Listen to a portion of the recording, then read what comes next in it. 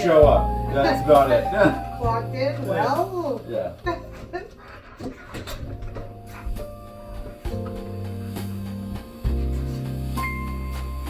This cast iron man is in the sink, and it is so hot.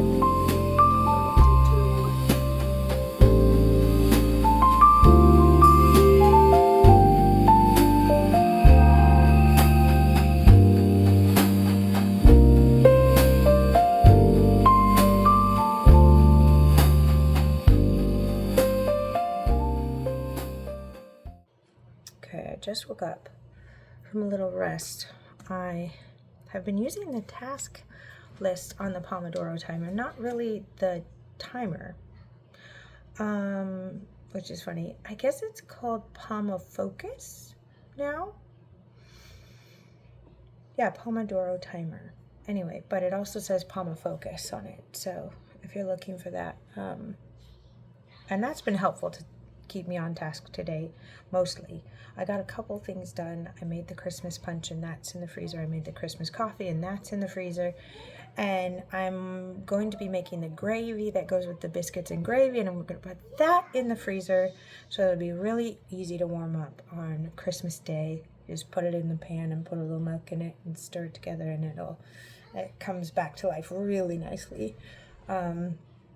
And I'm going to freeze the biscuits also, because that's just a really easy thing to do. But I'd really like to do 2 batches. I'd really like to freeze one for Christmas and then have another one set back for another day. So we'll see if I get that done. Because honestly, even just having the biscuits to make on Christmas and not trying to get them done all at the same time is nice.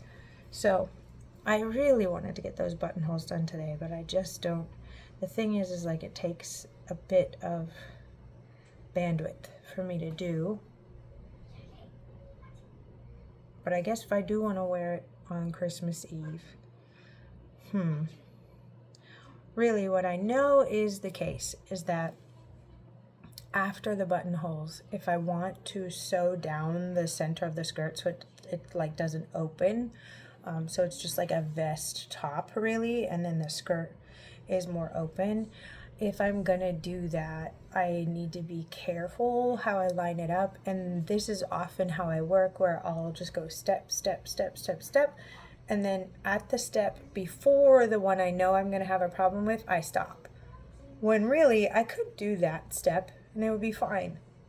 And I always have to work through it and be like, no, the buttonholes actually aren't the problem, it's the step after the buttonholes that I'm probably going to need to really think about and line things up and make sure it's not puckery or whatever. But honestly, once I get the buttonholes done, it'll be easier to do. So it's just the way it goes in my brain a lot of the time. So what time is it? 4:30. I need to be at the theater here in town at 6:30. So I think I have an hour and a half, maybe, to make gravy and to put on some mascara and some clothes before I go. I think that's doable. I think that's doable if I just stop thinking about anything else.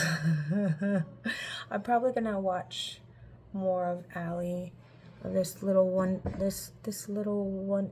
Drops of Wonderful. I think her other channel, her walking channel, is called This Little Wonderful Life.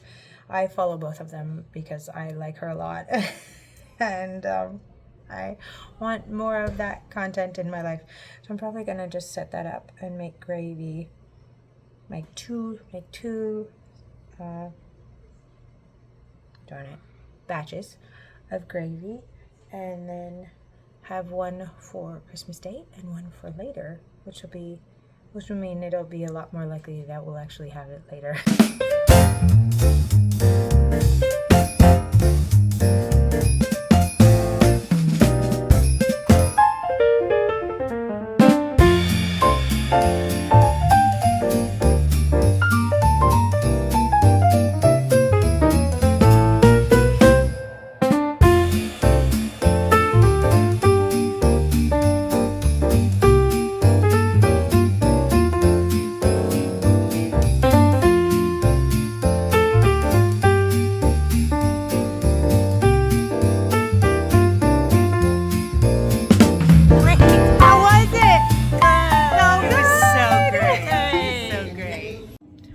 what a lovely time with my parents and my grandma.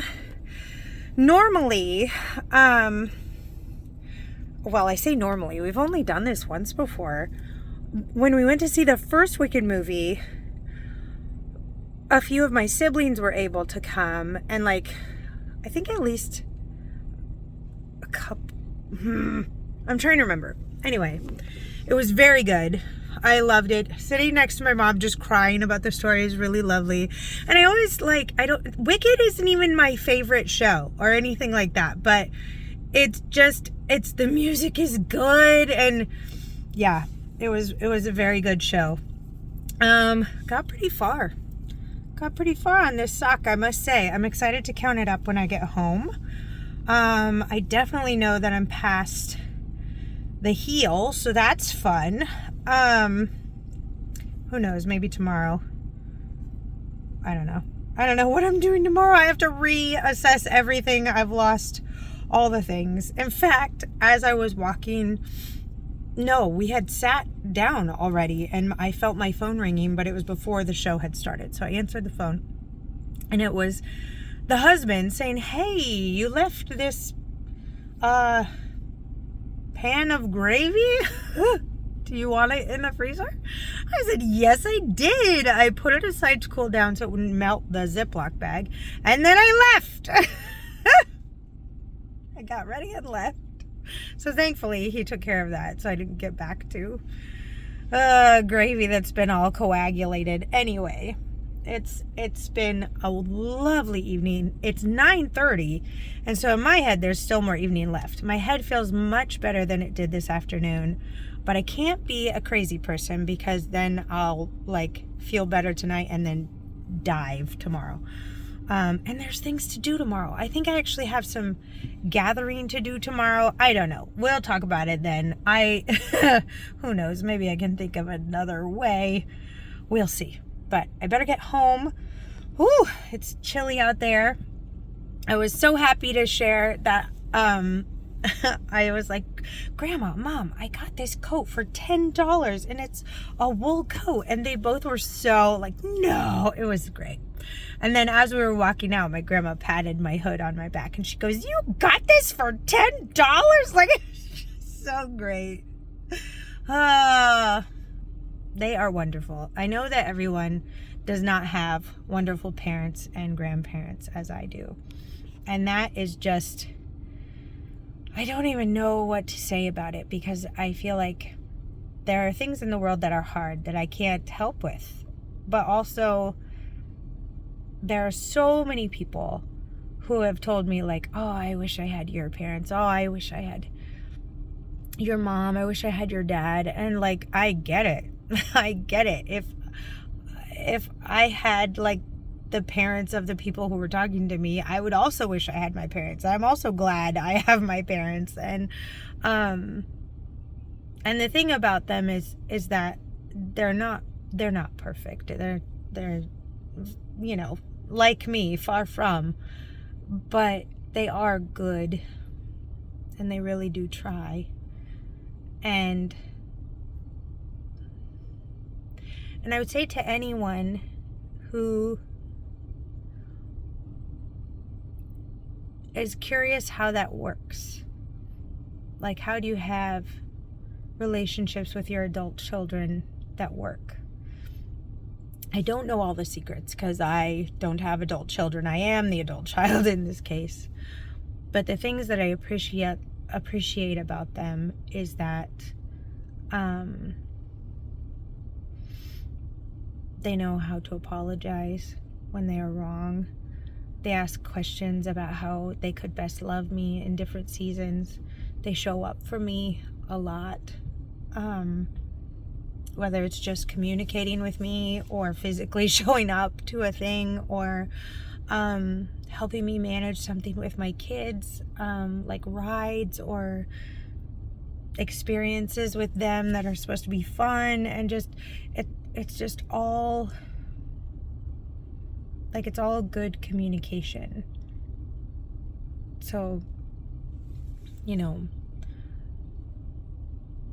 I don't have the secrets. My parents obviously do, but I think it really is based in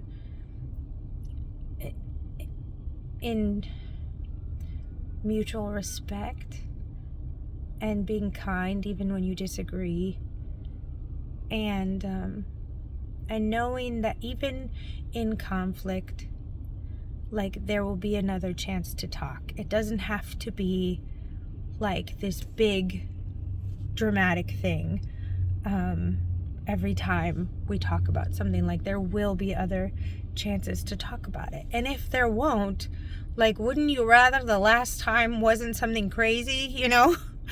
So I just think, man, this is what happens during this season, is I get all nostalgic and the gratefulness just overwhelms me to the point where I'll be in tears. But that's another thing that I'm grateful for. When I was younger, I wanted such a big, dramatic life. I wanted such a big,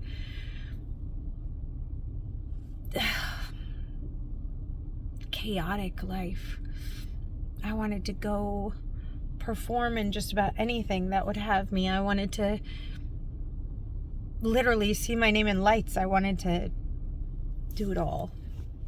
And the more that I've leaned towards a smaller life, a quieter life, which at first I did not do willingly, let me tell you.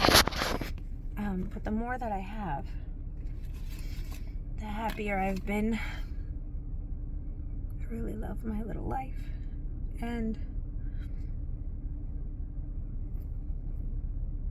now, it's funny because the husband and I ideate sometimes about, oh golly, you know when your hair you just need to release it.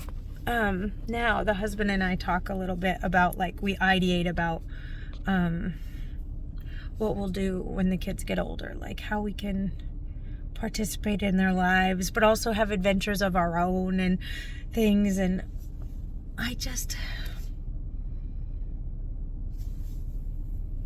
the thing I would be more concerned about missing is things that I can't get back, you know? Like, I think if I ever did choose to perform for a living, which would be amazing, I think there would be things that I would choose to give up to make sure that I didn't miss something important. Anyway, that's all just ideation of the future, isn't it? I'm gonna count these rounds because I am so curious about it. And then I'm gonna drive home and hopefully go to sleep. We'll see. Maybe I'll work on Jack's socks some more before I go to bed. I do need to get those done in 2 days, so. I love these lights on our little passageway. They're so sweet. I forgot to say, one of the things that was really cool about the costume design in Wicked for Good was there were several moments where some epic knitwear showed up.